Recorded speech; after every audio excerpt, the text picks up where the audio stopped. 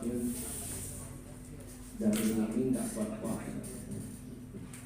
Ternyata dia rajin bangunin sahur, hanya bangunin aja, yang lain nggak ada.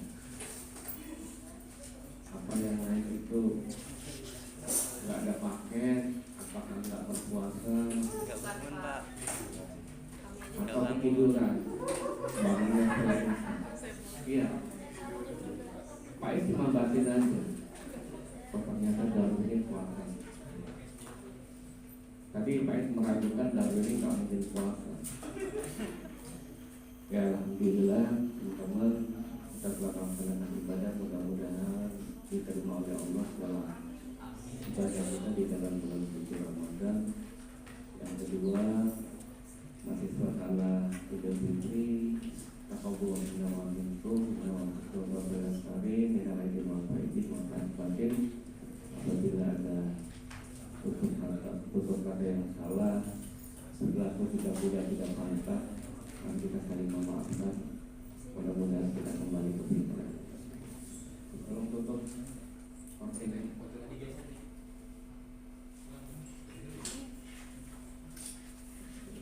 Baik teman-teman, kalau kemarin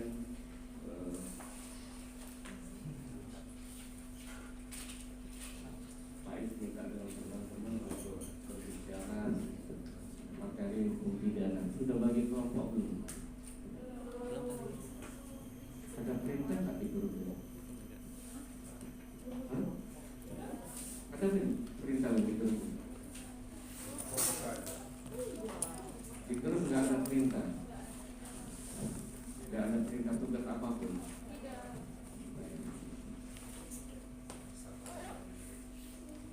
Salah kali. Ada kata lain Pak. hukum pidana cuma kata kalian aja. Nggak ada ya? Berarti kalau tidak ada maka terbebas dari seluruh kesalahan.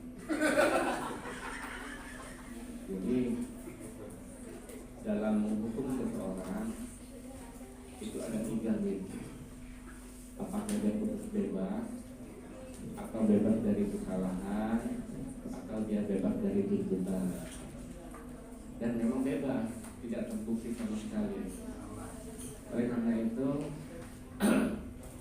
teman-teman, saya yakin kalau materi sudah dibagiin. Materi sudah belum? Belum di-share juga. Udah kemarin Yang benar-benar kalian ini yang udah di print. baru saling memaafkan, mau bikin emosi lagi. Mau lu apa? Ya, karena kalau sudah sultan itu nggak boleh marah nih. Ya, kalau sudah sultan nggak boleh marah, kalau masih minat boleh marah. Teman-teman, baik.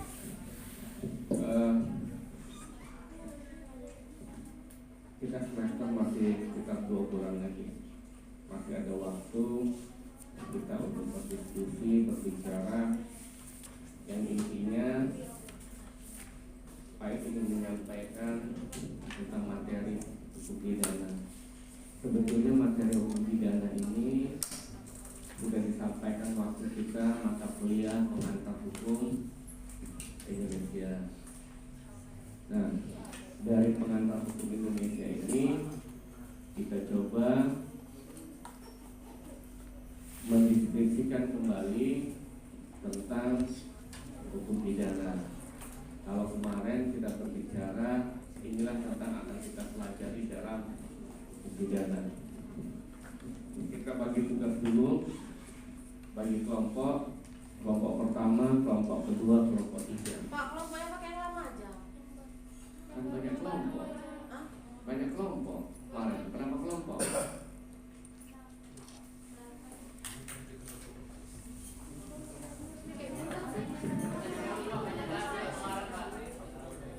Pernawin. Oke. Ini duduknya gabung A1 A2 apa pisah? Gabung Pak. Gabung ya? Oke. Pak Ais tidak mau melihat kelompok 1, kelompok 2 sesuai dengan urutan yang ada. Ya, sesuai dengan tempat yang duduk ada. Coba Anda bagi 1 sampai 3 kelompok. Sil, dimulai dari kamu Sil. 1, Bro. 3, 1, 2, 3, 1,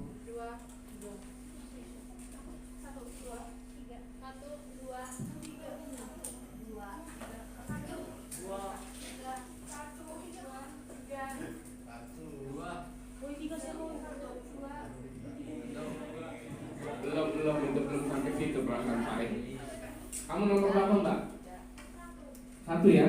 Ya, kan, laki. 2, 3, 1, 2, 3, 1, 2, 3, 1, 2, 1, 2, 3,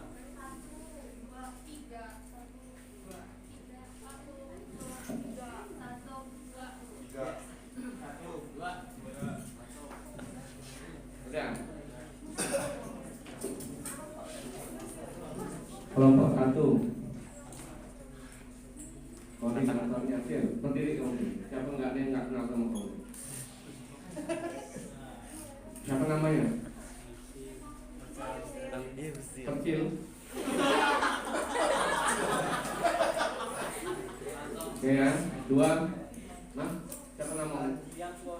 Rian, berdiri ya. Biar teman-teman tahu. Nih, daftarkan namamu. Nama Rian. 3.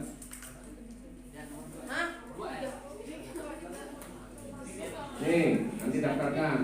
Ya, belum tentu dia koordinatornya, nanti rembukan. Oke? Materinya nih, depan. Catat. Sesuai kelompoknya saja catat.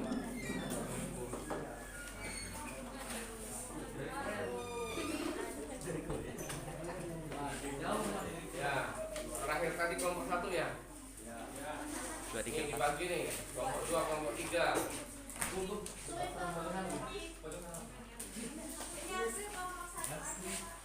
Nah, 1 sudah tadi terakhir.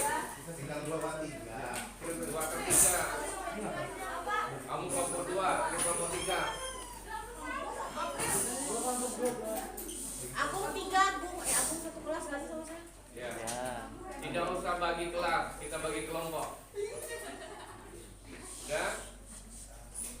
Ini materinya. Kelompok 1, nomor 1, kelompok 2, nomor 2, kelompok 3, nomor 3. Pak, Ya, Win. untuk kawan-kawan yang nggak adil nggak dibagi kelompok. Dibagi sesuai dengan porsinya, jangan numpuk. Oh gitu. Pecah-pecah aja. Nanti laporan dulu lah sama ketua kelasnya. Mana Pak? Ketua kelasnya yang bagi. Kalau masuk banyak kelompok sendiri aja, nanti materinya sama. Iya benar Pak, karena ada 40-an ya Pak. Berapa? 40-an. Bagi 2 kelompok, Win. Ya Pak. Ya. Ya. Penting yang belum dapat kelompok lapor sama Darwin, nanti Darwin lapor sama Pak Ais, biar nanti kasih PKS materi. Udah? Catat ininya aja, kelompoknya aja, materinya.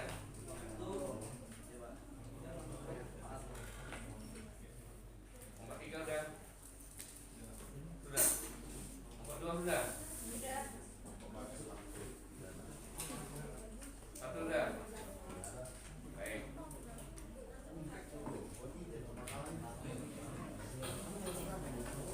Ya. Ini materinya, kemudian cari bahannya, uraikan dengan sebaik-baiknya. Udah? Kasih foto ini tak ada dengan saya. Iya, Sir. Baik. Teman-teman, materi hukum pidana ini memang banyak yang kita lakukan, yang kita temui sehari-hari. Kenapa kita temui? Karena hukum pidana ini adalah hukum publik. Hukum publik itu apa? Hukum yang berlaku untuk semua orang. Artinya, siapa yang melanggar, siapapun orangnya, di mana saja dia melakukan suatu tindak pidana terhadap pelanggaran, maka dia harus bertanggung jawab, maka dia akan diberikan sanksi oleh hukum terhadap apa yang dilakukannya. maka hukum pidana disebut dengan hukum publik. Sementara hukum perdata adalah hukum privat yang tentunya hanya untuk dikenakan bagi mereka yang melakukan suatu perbuatan hukum. Apa unsurnya? Dalam hukum pidana ada unsur perbuatan dan ada unsur pidana.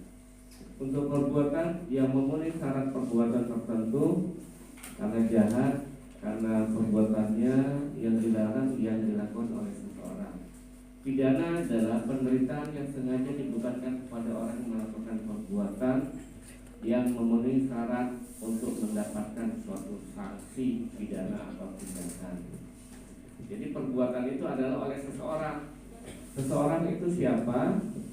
Adalah mereka yang mempunyai tanggung jawab, mereka yang sudah cukup umur. Siapa cukup umur itu? Yaitu apabila mereka sudah berumur 16 tahun atau sekarang berumur 18 tahun. Ya. Nah, bagaimana mereka yang melakukan suatu perbuatan tetapi mereka belum mencapai umur? Apakah tidak mendapatkan sanksi? Suatu perbuatan yang dilakukan oleh anak di bawah umur, maka semuanya akan tetap diproses. Akan tetapi mereka akan dikembalikan kepada pihak-pihak tertentu. Apa namanya? Ada namanya badan pemasarakan anak, bapas anak. Atau dia dikembalikan kepada kedua orang tuanya untuk dilakukan pembinaan. Tapi kalau anak ini sudah putus sekolah, sudah tidak bisa lagi diberikan pengertian, maka dia akan ditaruh di bapas anak. Kemudian pidana, apapun bentuknya yang dilakukan oleh seseorang, maka dia akan diberikan sanksi pidana. Bagaimana dengan orang yang gila? Orang yang gila, orang yang di luar kesadaran akal pikirannya, maka dia akan diberikan sanksi, yaitu akan diberikan suatu ancaman, suatu kebebasan. Apa bebasnya? Yaitu menurut pasal 44, maka apabila mereka orang yang gila, orang yang di luar kesadaran akalnya, maka akan diberikan suatu kebebasan.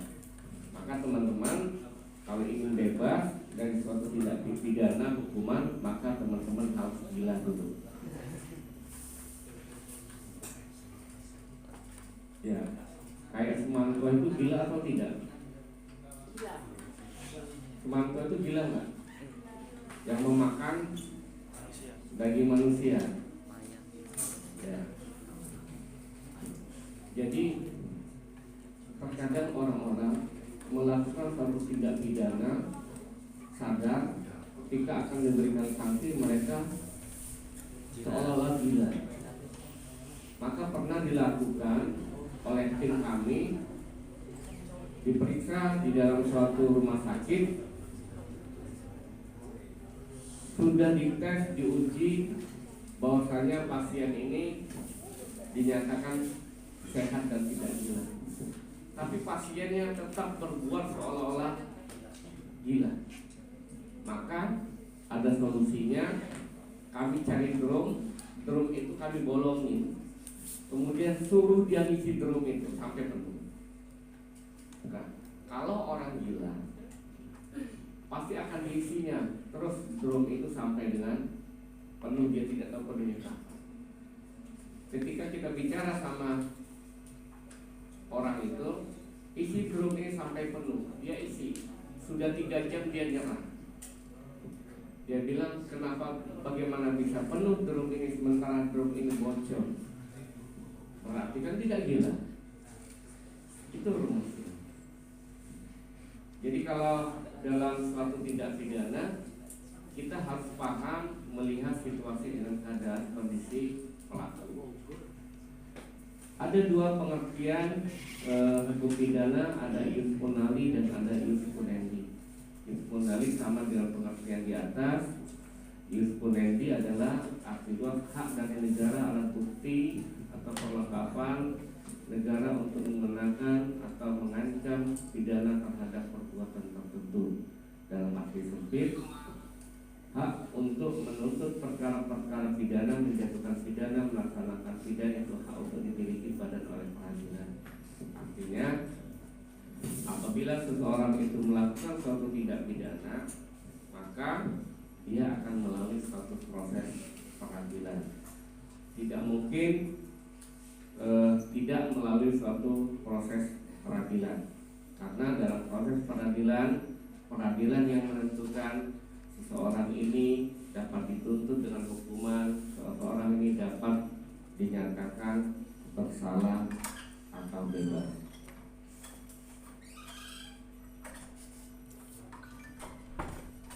Masih ada tempat duduk?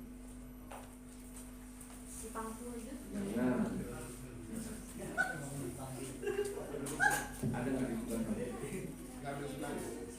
Karena ya sebelah ini ruang dosen ya. Hah? Itu ada nggak? Itu ada ruangan.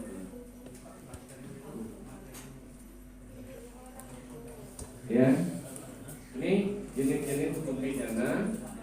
Ada hukum pidana materil, formil. Materil itu adalah masalah substansi. Formil itu adalah bagaimana menjalankan proses hukum materil. Ada pidana umum, pidana khusus, pidana yang dikodifikasi yang di dalam pembukuan, atau hukum pidana yang tidak dikodifikasi, yaitu hukum adat. Kemudian hukum pidana internasional, ada hukum pidana tertulis dan tidak tertulis. Ini banyak pemahamannya.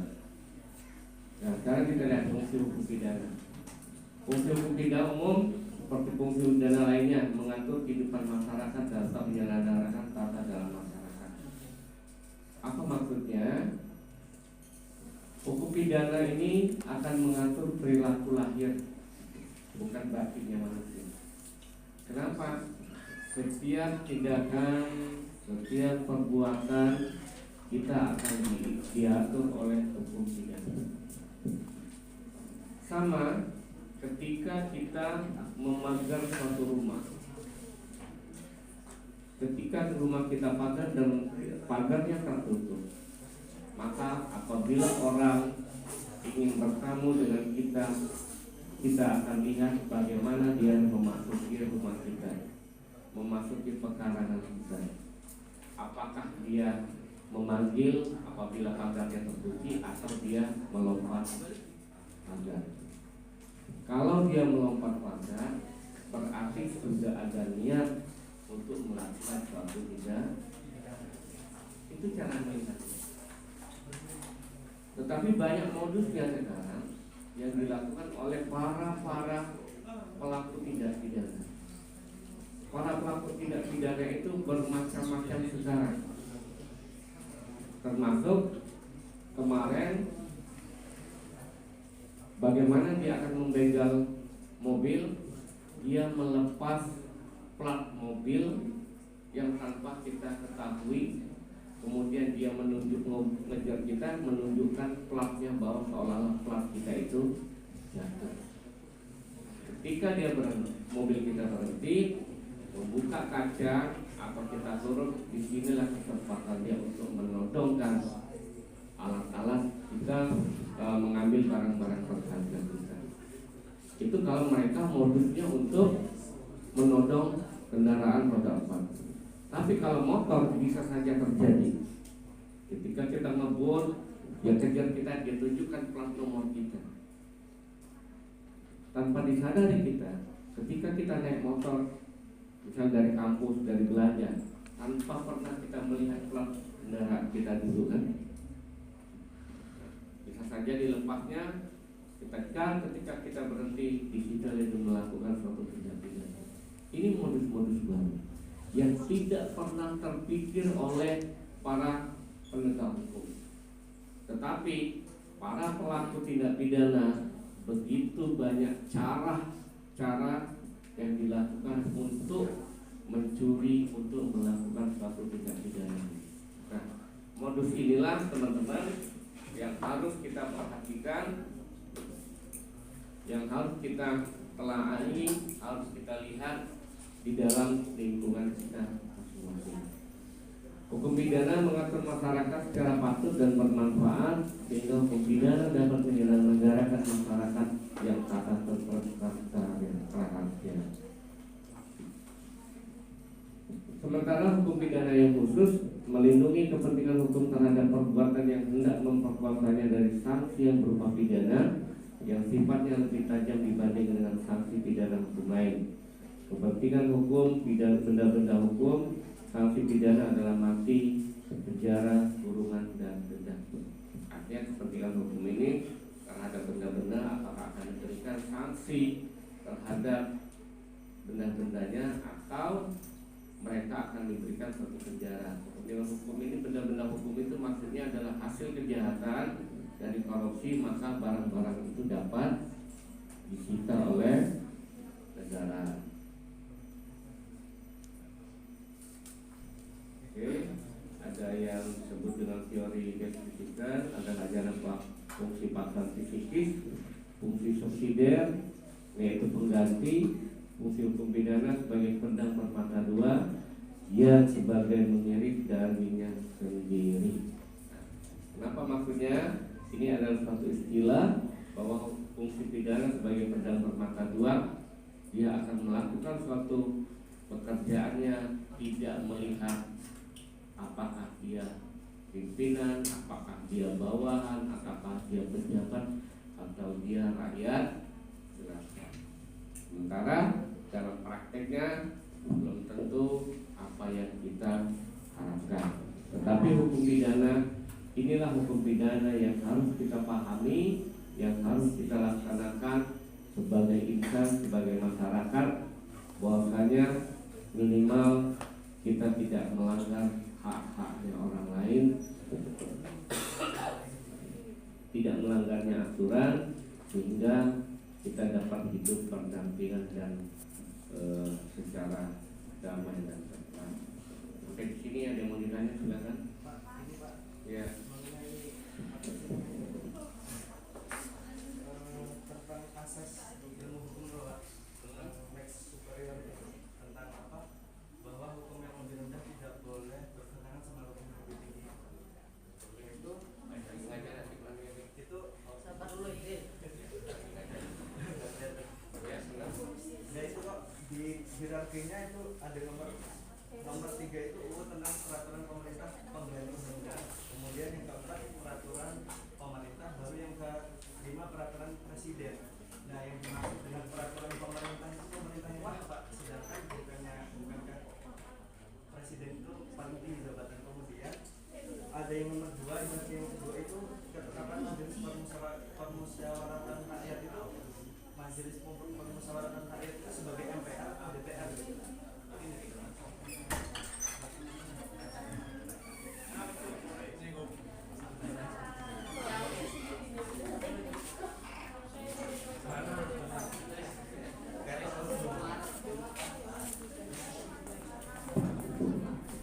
Baik, ya. Terima kasih. Pertanyaannya tentang hierarki, ya. Hierarki itu adalah tata urutan perundang-undangan. Mana yang lebih tinggi? Sesungguhnya hierarki itu tidak boleh yang bawah akan mempunyai kedudukan yang lebih tinggi, maka dia mempunyai kedudukan itu harus ikutin aturan. Sekarang yang pertama adalah dasar negara kita adalah Pancasila. Yang kedua Undang-Undang Dasar 45. Yang ketiga TAP MPRS itu, bukan MPR, TAP MPRS nomor 20 tahun 65. Ya. Atau kalau orang menyebutkan ketetapan TAP MPR adalah di bawah Undang-Undang Dasar 45. Kemudian undang-undang. Nah, undang-undang ini akan ditetapkan dengan ketetapan MPR. Itu ya. Jadi hierarkinya. Nah, ada pemeraturan pemerintah pengganti undang-undang. Apabila undang-undang gagal, maka pemerintah bisa mengganti undang-undang itu. Dia mempunyai kedudukan. Kemudian ada peraturan pemerintah. Kemudian ada lagi sampai dengan peraturan kabupaten, sampai dengan yang paling terbawah adalah peraturan kabupaten atau daerah masing-masing. Itu nggak bisa dibalik-balik, maka ada ajasnya. Undang-undang yang tinggi mempunyai kedudukan undang-undang yang lebih tinggi mempunyai kedudukan yang lebih tinggi. Tidak bisa kalau nanti undang-undang tak menyalahi undang-undang tidak, harus dibawa itu. Karena dia sudah menjadi undang-undang dasar. Kenapa undang-undang dasar? Di atasnya adalah Pancasila. Undang-undang dasar bisa dirubah nggak? Undang-undang dasar 45 bisa dirubah nggak? Bisa. Isi. Pancasila? Bisa. Enggak. Undang-undang dasar 45? Nah, kenapa ada amandemen?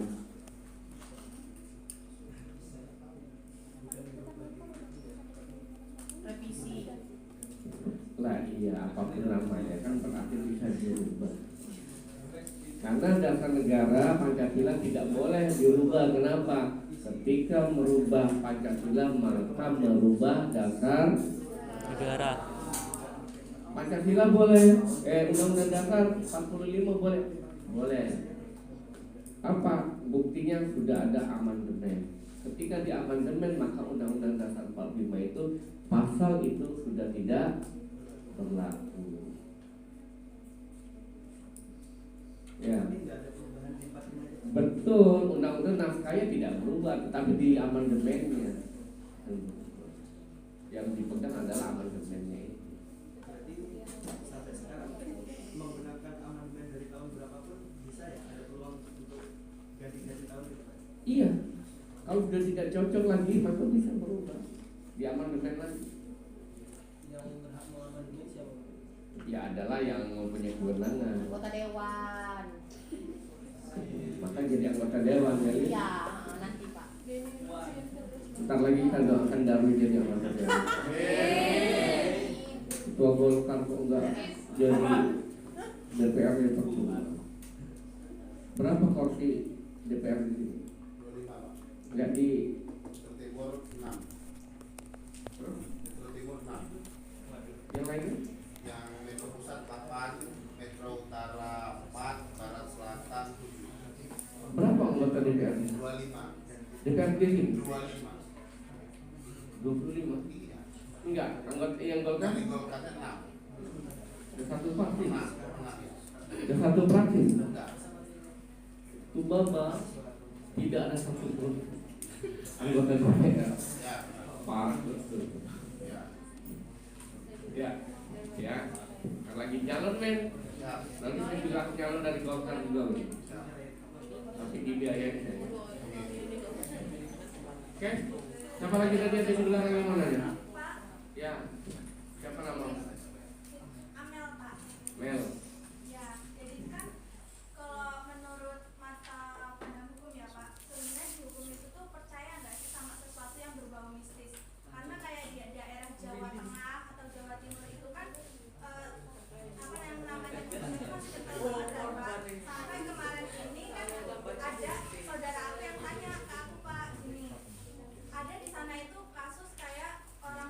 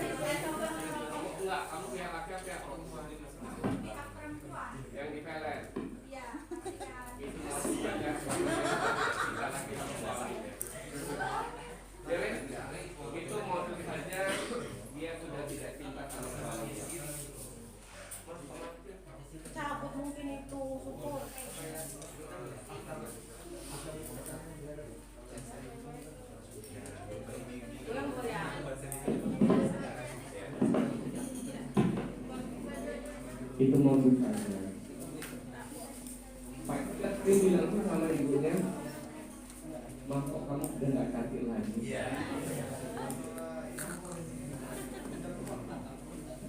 Perempuan juga begitu nih, kok kamu udah tua sekarang ya? Hati-hati nih. Itu tanda-tanda dia sudah ada ngeliat yang lebih muda. Pada dasarnya santet atau pelet itu ada, tetapi bagaimana dengan hukum pidananya? Hukum pidana itu untuk menyatakan seseorang yang pelaku, seseorang yang kena guna-guna, harus ada bukti. Nah, dalam hukum pidana, di dalam rancangan KUHP, rancangannya bukan KUHP yang sekarang, itu ada pasal yang untuk mempertegas atau memberikan sanksi terhadap pelaku, apakah pelet, apakah dia guna-guna, apakah apalah namanya, santet ya. Tetapi persoalannya pembuktiannya itu, ya, pembuktiannya. Awas kamu, saya santet kamu. Baru omongan. Terus nyampainya pakai apa? Misalnya nih, berarti kan harus ada bukti ya Pak. Iya. Misalnya nih, ketemu buktinya tuh kayak misalnya tuh kayak boneka, terus ada fotonya orangnya seperti apa-apa gitu, itu Iya. Sekarang ini kita menyatakan ini loh pelakunya, ada boneka, foto dia. Iya kalau memang ada, tentu. Tapi kalau tidak ada, gimana kita melihatnya? Kalau dia misalnya Darwin manggil 2 miliar, kita ada pelaku, kita lihat, kita ada saksinya,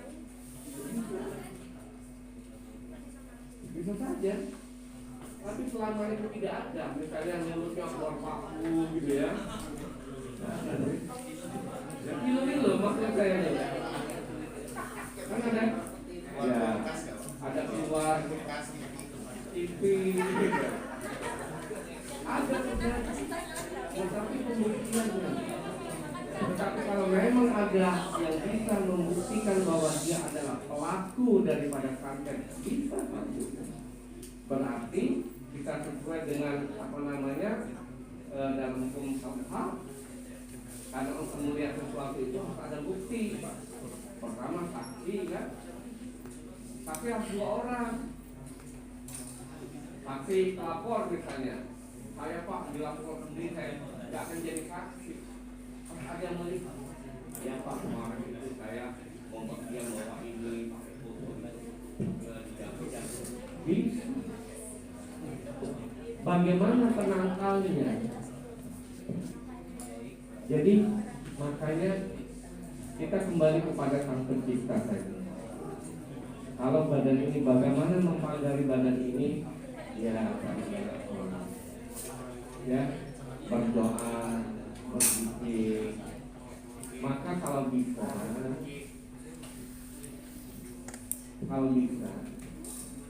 dalam kehidupan ini jangan lepas dengan air wudhu. Habis misalnya kamar mandi nih, pakai air kecil, wudhu lah. Pak, kalau wudhu hilang dong, itu beda aku Pak, mahal-mahal dari rumah. Itu tadi hilang. Coba kalau dalam perjalanan jangan lepas dari air wudhu. Insya Allah akhirnya jahat itu tidak akan. Mulailah kita kalau misalnya pulang, misalnya mau pergi jauh, wudhu, nanti berhenti di pom apa di apa karena kita buang air. Wudhu artinya dimana saja kita badan kita tetap badan suci. Nah, antisipasi. Tapi kalau untuk kembali dalam hukum pidana, percaya tidak percaya, tapi persoalannya untuk membuktikan siapa pelakunya itu. Hukum pidana itu begini, bukan kayak hukum perdata. Hukum perdata saya punya hutang misalnya, ya saya punya hutang. ya udah bayar. Kalau pembinaan kan tidak, Pak, saya santet dia. Tidak semata-mata dia ditangkap. Ada laporan dulu. Tidak hanya pengakuan dia. Ada nggak yang melihat saya menyantetnya?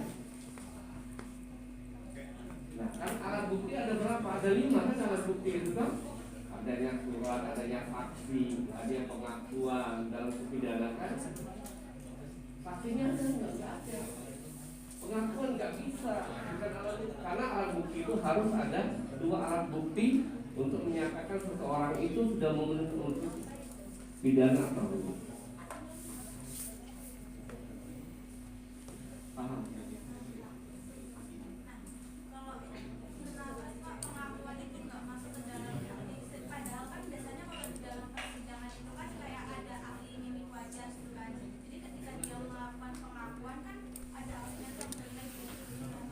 Betul, pengakuan ya. Alat bukti satunya apa? Kan harus ada 2 alat bukti. Tidak cukup pengakuan. Iya saya melakukan. Ada yang melihat enggak? Di samping dia mengaku dan ada saksi yang melihatnya. Ya. Jadi nggak bisa. Pak S tadi malam itu malam sudah capek mengistirahat jam 11:30 ditelepon teman dia dari Metro. Mau konsultasi aja. Saya bilang bayar enggak ini? Enggak kata dia. Setelah saya ibadah ya saya bilang. Tanya dia bahwa kemarin di 29 itu ada istri brimob yang bawa mobil nabrak orang sehingga orang itu masuk di bawah mobil pas dalam kirim. Nah, setelah itu ada utusan dari suaminya barangkali datang lama-lama untuk makan mobil, tidak diberikan dulu bagaimana status terhadap korban. Akhirnya karena ada desakan dorongan di video. Nah, sementara korban dan pelaku sudah damai. Kemudian ada warga sana dituntut katanya dilaporkan ke polisi bahwasanya itu penganiayaan. Nah, yang namanya penganiayaan itu apa? Udah mau pulang. Ya, ada sudah ya. Pengakuan apa namanya menyatakan seseorang itu melakukan suatu penganiayaan itu apa? Maka Pak baca dulu pasal 351 penganiayaan kan? Apa yang mengakibatkan orang luka? Berarti harus ada perbuatan permulaan. Itu mejanya diangkat dulu. Dalam video itu tidak ada. Terus yang dilaporkan itu siapa? Nah, jadi dalam hukum pidana maka kita orang hukum harus pandai-pandai menelaah kasusnya, harus pandai-pandai mencermati apa yang menjadi tuntutan orang. Harus pandai kita, Mbak Amel ya. Mbak Amel harus bisa pandai kita meneliti kata-katanya. Nah, apakah ketika seseorang didorong sudah melakukan suatu penganiayaan? Ada yang terluka, ada yang menyebabkan dia luka badannya atau fisiknya. Tidak ada.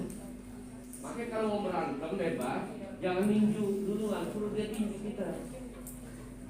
Baru kita balas, berantem punya. Atau kalau mau dapat duit biar aja, nggak usah dibalas. Lapor, pasti damai kan?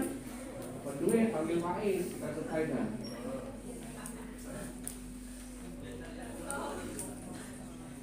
Paham ya? Paham. Jadi jangan mudah emosi. Orang Lampung ini mudah emosi ya.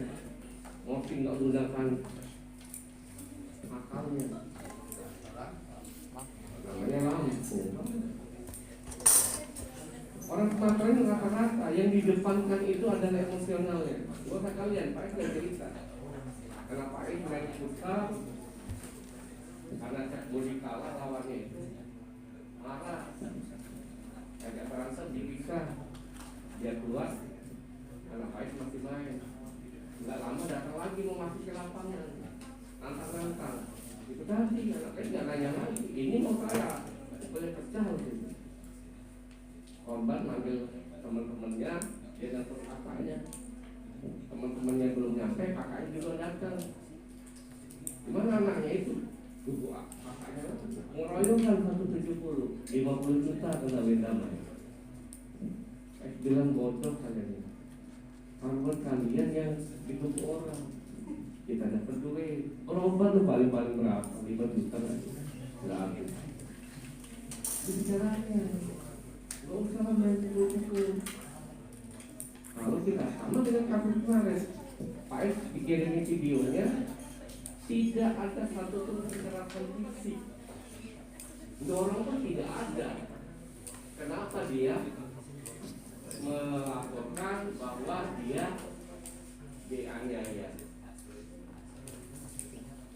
Makanya lihat kasusnya dalam sesuatu hal memecahkan permasalahan di atas duduknya.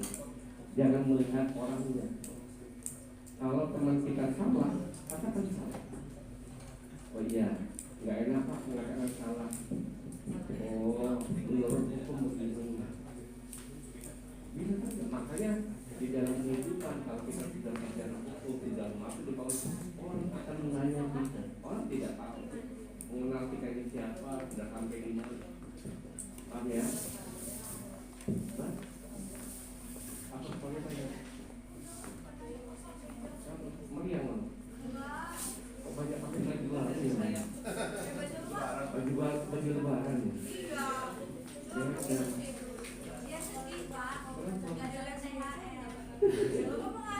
Ke rumah. Ya ada aku ke rumah. Iya. Ada. Boleh ya? Kalian buka bersama aja, nggak ngajak Pak. Mamanya aja. Coba baca. Oke, ada lagi? Kalau misalnya itu rancangan apa syaratnya perlu ada tulisan. Tapi kan kalau misalnya pasal preskripsi kalau itu masih bisa Ya kita pakai KUHP dong. Dalam KUHP itu bahwa untuk menyatakan seseorang yang telah melakukan suatu tindak pidana memenuhi unsur pidana harus ada 2 alat bukti. Nah, kalau keterkaitan santet tadi memang di dalam KUHP belum ada, maka itulah gunanya penafsiran dalam suatu undang-undang. Jadi perbuatannya itu bisa ditafsirkan adalah suatu perbuatan pidana, ya. Ditafsirkan dia adalah suatu perbuatan pidana, maka bisa untuk diberikan bahwa dia adalah pelaku tindak pidana. Bagaimana mereka melakukan tindak pidana? Pelaku tindak pidana jelas, ada saksinya yang melihat, ada alat bukti yang lain, ya. Oke. Nah. nanti soal kekuasaan hierarki antara hukum pidana dengan hukum adat itu tinggian mana Pak? Kan misalkan asas hukum itu sendiri kan asas legalitas yang berlaku sendiri. Kan seseorang tidak dapat hukum tanpa ada peraturan tertulis yang sedangkan hukum adat ini peraturannya tidak secepatnya tertulis, tapi pelaku masih diberikan sanksi dari keadaan. Terus misalkan kayak kasus pencurian gadis di bawah itu kan secara pidana itu dilarang saya seperti apa, tetapi di dalam hukum adat itu sendiri membolehkan dari tanggung pidana. Jadi kekuasaan antara pidana dengan hukum adat itu gimana Pak? Ya baik. Kalau kita tanya mana kedudukan hukum pidana atau hukum adat yang lebih tinggi, maka kalau ditanya berdasarkan hierarki adalah hukum pidana.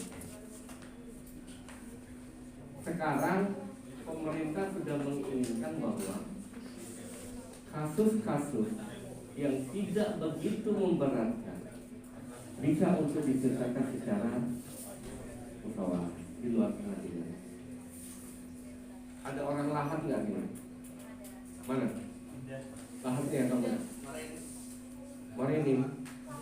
Lahat mana lahatnya? Kiki. Pajar bulan.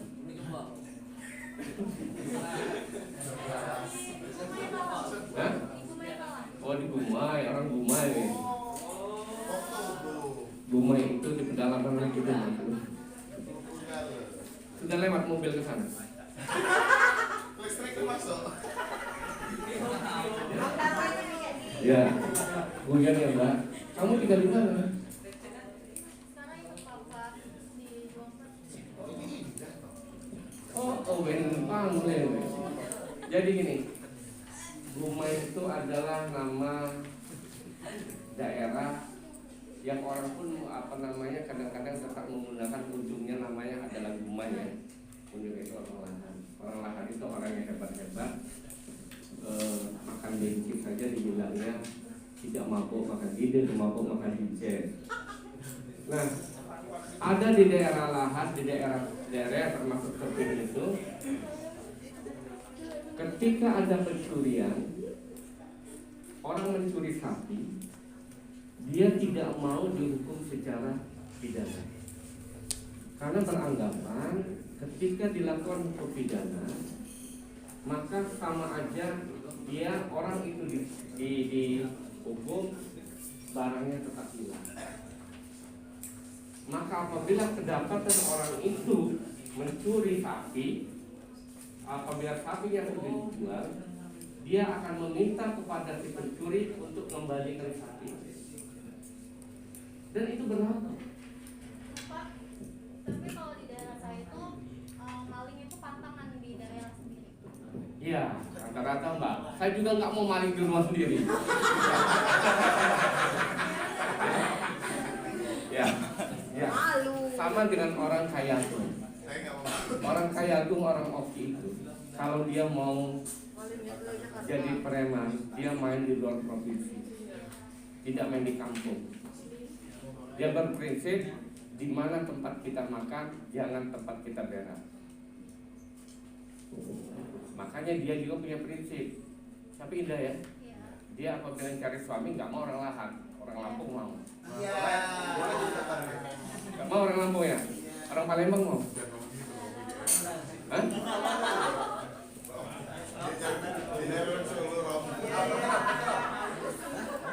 Kalau dia mau orang Palembang bilang ya. Jadi kalau kedudukannya jelas dan tapi bagaimana pelaksanaan di masyarakat bisa saja berbeda yang akan dilakukan. Bagaimana dengan pencurian gadis Pak? Pencurian gadis itu kalau ada di Lampung ini sudah menjadi hal yang lumrah dan memang harus ada petata petiti, harus meninggalkan sesuatu. Beda di Palembang. Di Palembang itu kalau melarikan anak gadis tidak harus meninggalkan sesuatu hal, cukup dibawa dulu nanti dikabarin di mana dia. Itulah enaknya orang Palembang gitu. Jadi Pak dulu berpikir kawin lari apa diri sampai lari nikahnya ya. Oh gitu. Tapi kalau orang Lampung dan Pak menyelesaikan beberapa kali, harus ada petata petiti yang membuat keluarga tidak menjadi tersinggung. Kenapa? Ya, Sultan harus banyak belajar nih, jangan salah nih. Jadi begitu yang terjadi. Kalau di dalam masyarakat bisa dia menggunakan orang-orang yang ada istiadat yang akan lebih diperjuangkan. Kenapa? Akan menjadikan untuk kemaslahatan bersama. Tidak mesti harus hukum pidana yang diperjuangkan. Tapi kadang-kadang hukum pidana itu diabaikan. Salah tidak. Karena hukum adat yang akan lebih berpegang pada teguhnya. Contoh, membawa senjata tajam boleh tidak? Tidak, tetapi ketika orang untuk kebun membawa senjata tajam boleh tidak? Boleh ya. Apalagi dia dilewat di jalan raya. Coba kita di metro ini bawa parang, jalan kan ini. Nah, itu yang salah satu contoh yang harus kita lihat. Jadi tidak semata-mata kalau sesuatu hal tidak pidana diselesaikan secara adat, saya yakin lebih adil daripada diselesaikan secara penal, ya, secara peradilan. Kenapa secara peradilan kadang-kadang orang bisa berdamai, bisa apa, tetapi nanti keluar. Contoh misalnya, ada orang yang melakukan suatu pencurian, mencuri di daerahnya, ini katakan ini pantang betul. Kalau dia melakukan pencurian di dalam daerahnya, sanksinya nggak berat-berat, tidak boleh ke kampung itu lagi pulang ke kampung, tidak harus. Nah, sanksi itu lebih berat daripada mereka diberikan dengan sanksi pidana. Kalian kalau ke Bali ada yang namanya kampung adat. Kampung adat itu suatu daerah yang ada beberapa hektar. Dia apabila si suaminya menikah lagi aja dengan orang lain, maka dia diusir dari kampung itu dan ditaruhkan di tempat terpencil. Maka dia tidak pernah untuk melakukan itu. Nah, apabila orang-orang yang melakukan suatu tidak pidana disekal secara adat, itu lebih baik akan memperbaiki dirinya. Apalagi dia kalau misalnya gini, ada orang selingkuh berzina dengan istri atau suaminya orang lain, maka dia diusir dari kampung. Tidak usah dengan pidana yang diperlakukan, usir dari kampung. Dia akan lebih aman. Orang kadang-kadang balik kampung lagi bukan menjadikan jerah bagi dia diri pidana, akan menjadi kapok, justru akan menjadi berulah kembali. Bisa terjadi. Itu maksud dia yang memang orang-orang kalau melakukan suatu tidak pidana lebih baik diselesaikan secara adat istiadat. Itu akan lebih baik. Nah, saya salut dengan orang Lampung itu ada satu sih. Dia tidak akan mungkin menceraikan istrinya, gitu ya Wen. Tapi misalnya nikah lagi boleh dia, tidak boleh menceraikan. Enak gitu ya Wen. Enak aja ya. Ya. Makanya jadi laki-laki. Perempuan itu memang korban laki-laki. Di dunia ini banyak perempuan loh, yang situasinya aja loh gitu. Maka jadi idola laki-laki di dalam hati. Ada lagi?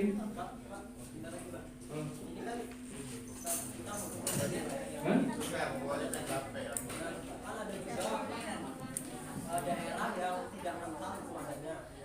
Nah, itu cara pengakuan hukum adatnya bagaimana? Takutnya begini, di suatu daerah dia tidak mental dengan hukum adatnya, tapi ada tokoh masyarakat yang mengatakan hukum adat, tapi mengumpulkan dirinya sendiri. Itu bagaimana Pak? Pengakuan hukum adatnya. Dalam hukum adat itu dalam memutuskan suatu perkara tidak diambil oleh satu orang, akan dilakukan oleh ketua-ketua adat, apa namanya, penyimbang Pohorajo, ya, itu ya namanya, penyimbang Pohorajo ya, atau perwatin adat, yang memang itu yang akan menyelesaikan perkara.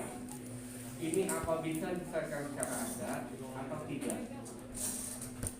Jadi kalau ini dianggap bisa diselesaikan secara adat, maka secara kita tidak melihat kental atau tidaknya suatu daerah itu. Tetapi kalau ini sudah adat menyatakan untuk menolak untuk diselesaikan secara adat, maka dia akan melakukan hukum pidana.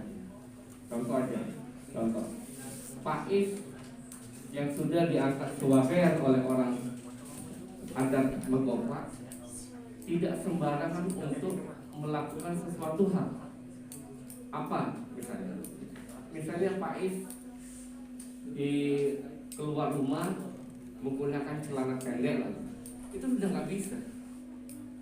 Terkecuali alasan kalau pakai celana pendek pakai sepatu cat, seolah-olah kita olahraga gitu, kita bohongin aja orang ada bisa juga kita bohongin. Tetapi kalau sengaja misalnya menggunakan celana pendek jalan, kena denda itu lebih berat. Maka ketika orang sudah diberikan gelar pegawai dan Pais pelajari itu, sebetulnya sangat berat. Tetapi ada kebanggaan kita yang diberikan gelar. Kemarin di Baba tuh Anies datang, diberikan gelar penghormatan oleh adat Motopa. Dia cuma diberikan atas nama Tuan, walaupun Anies Tuan masih tinggi dalam hati kan. Ya artinya kenapa harus ada istiadat di sana, kita ikutin. Waalaikumsalam. Menangkap orang.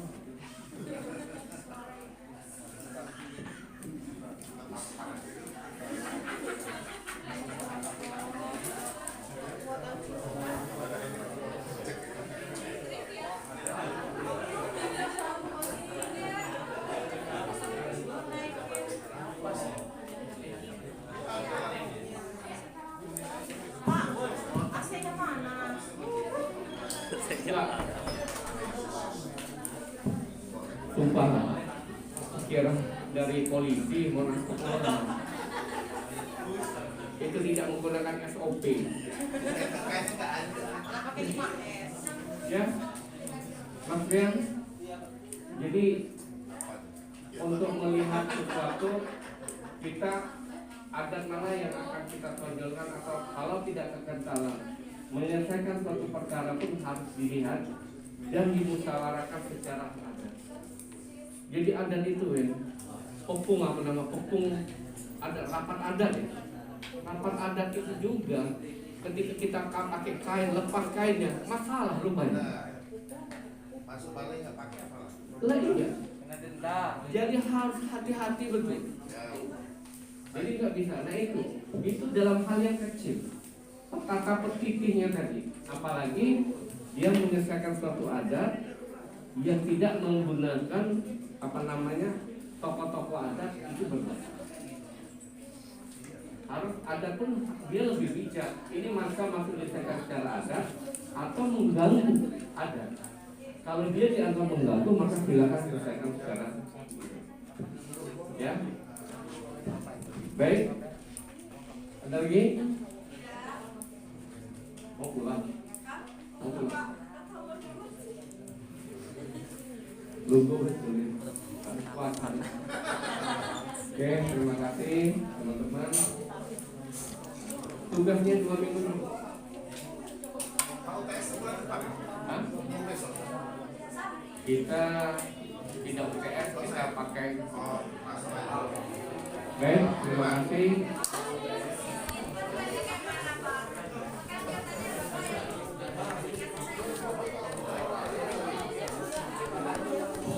Saya kira Miss Intan tadi ngajar nggak di kelas kalian? Ngajar. Kan kami udah. Nggak digabung ya? Enggak, nanti digabung jadi satu karena kami double langsung. Apa? Nanti Pembeda tadi kan mau ke Mada, internasional, nanti Mada ada satu. Oh ya udah. Kami terlambat saja minggu ini jadi ambis terus tadi. Mati. Iya. Habis mati. Makanya. Baik, terima kasih.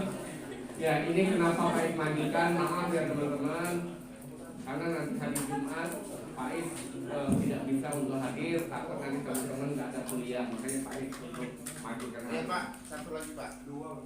Dia kelompok 1, Robi kelompok 2, ini kelompok 3. Ini Aris Agung. Waris kelompok 1 lagi berarti. Monggo, wes, kalau nggak begini caranya, didata dulu keseluruhannya berapa. Nanti kalau memang dikit, baru masukkan. Kalau memang mereka banyak, mereka jadikan satu aja. Oke, terima kasih. Silakan istirahat. Assalamualaikum warahmatullahi wabarakatuh. Waalaikumsalam.